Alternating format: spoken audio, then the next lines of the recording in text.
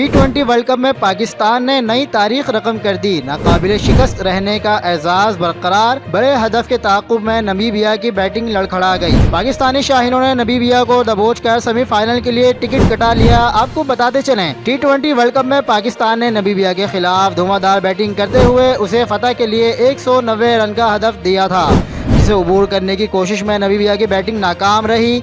पाकिस्तान ने ग्रुप 2 में मुसलसल चौथा मैच जीत कर सेमीफाइनल के लिए क्वालिफाई कर लिया है।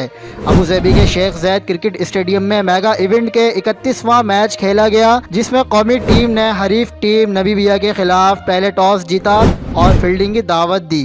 पाकिस्तान ने मुकर्ररा 20 ओवर्स में कप्तान बाबर आजम और मोहम्मद रिजवान की शानदार बैटिंग की बदौलत 2 विकेटों पर 189 रन बनाए।